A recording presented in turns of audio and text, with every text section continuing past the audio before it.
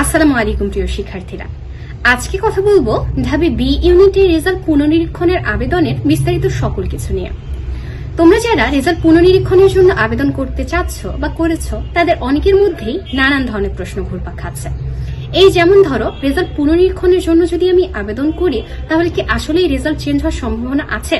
আমি অনেকের কাছে শুনেছি শুধুমাত্র আবেদন করাই হয়তোবা সার হয়ে দাঁড়াবে, কেননা তারা হয়তোবা এমসিকিউ বা রিটেন খাতা চেক করে না, শুধুমাত্র ফলাফলের জায়গায় লিখে দেয় রেজাল্ট আনচেঞ্জড। বা যদি রেজাল্ট পরিবর্তিত হয়, এই পরিবর্তন হওয়ার সম্ভাবনাটা আসলে কতটুকু?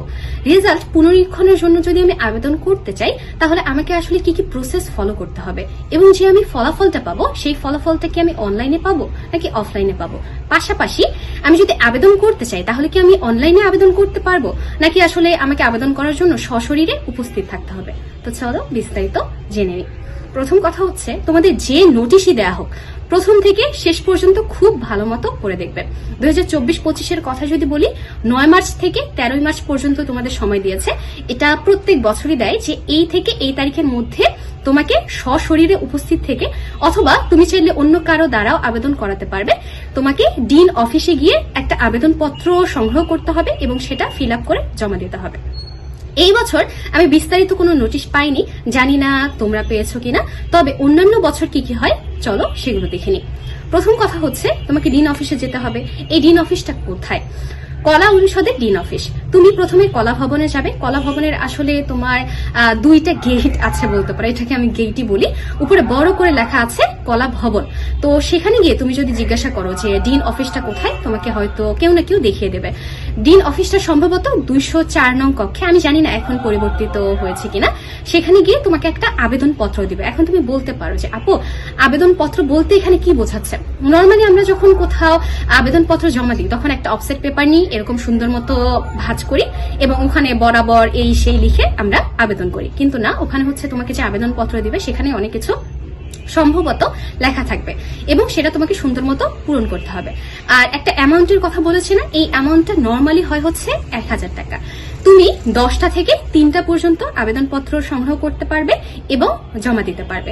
এখন কথা হচ্ছে যে তুমি কি প্রত্যেকটা অংশের জন্য আলাদা আলাদা ভাবে আবেদন করতে পারবে? এই যে যেমন এমসিকিউ এর বাংলা বা এমসিকিউ এর ইংরেজি, বা তুমি শুধুমাত্র রিটেনের বাংলা অংশটা চেক করাতে চাচ্ছ, হ্যাঁ, একটাই আবেদনপত্র থাকবে, কিন্তু সেখানে তুমি উল্লেখ করে দিতে পারবে যে না, আমি এই অংশ আসলে রিচেক করাতে চাচ্ছি।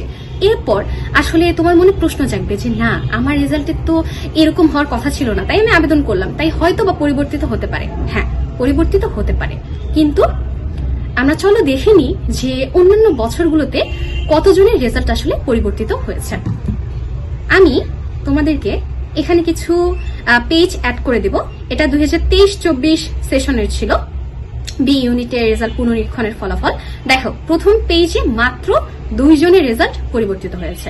দ্বিতীয় পেজে হচ্ছে তোমার 1 জনেরও না, তৃতীয়তেও না, চতুর্থতেও না, পঞ্চমে 2 জনের রেজাল্ট পরিবর্তিত হয়েছে। আরো অনেকে আবেদন করেছে, সেগুলো আমার কাছে আছে, তবে আমি এই 5টাই তোমাদের দেখালাম।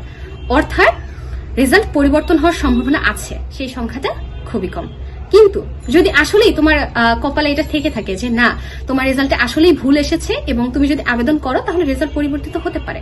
তাহলে তো বলতে পারো যে তোমার মেরিটটা এগিয়ে আসলো এবং যেটাই হোক না কেন, তোমার আগে যেটা রেজাল্ট এসেছিল সেটা তো পরিবর্তিত হলো। এখন তুমি বলতে পারো যে আপু, আগের রেজাল্ট আমার যেটা এসেছিল সেটার থেকে কি কম কখনো আসতে পারে? মানে রেজাল্ট ভালো হওয়ার বদল কি খারাপ কখনো হতে পারে? না, এরকম কোনো কিছু কখনোই দেখা যায়নি। তোমার নর্মালি ফলাফলের জায়গায় লিখে দিবে রেজাল্ট চেঞ্জড বা রেজাল্ট আনচেঞ্জড। আনচেঞ্জড মানে হচ্ছে তোমার রেজাল্ট হচ্ছে নর্মালি আগে যেটা ছিল সেটাই। আর রেজাল্ট চেঞ্জ বলতে কখনো তোমার এমন দেখা যায়নি যে ভালো হওয়ার বদল কমে গিয়েছে। এটা নিয়ে আসলে ভয় পেও না যে রেজাল্ট আমার আগের তুলনায় খারাপ হবে কি না। এখন আমাদের কথা হচ্ছে যে আমরা তাহলে রেজাল্টটা আসলে কোথায় পাবো? নর্মালি তোমার আসলে এটা অফলাইনে তুমি পাবা। অনলাইনে যদি কেউ ছবি তুলে দেয় সেটা তো আলাদা কথা, কিন্তু অফলাইনে তোমার হচ্ছে ফ্যাকাল্টি অফ সোশ্যাল সায়েন্সের বিল্ডিং এ সম্ভবত, আই এম নট শিওর। তো এখানে ফ্যাকাল্টি অফ সোশ্যাল সায়েন্সের কথা লেখা আছে। তো ওখানে হচ্ছে তোমার নোটিশ বোর্ডে সুন্দর মতো পিন দিয়ে প্রত্যেকটা পেজ আলাদা আলাদা ভাবে টাঙিয়ে দেয়। তো এটাই ছিল আজকের বিস্তারিত। দেখা হবে পরবর্তী ভিডিওতে।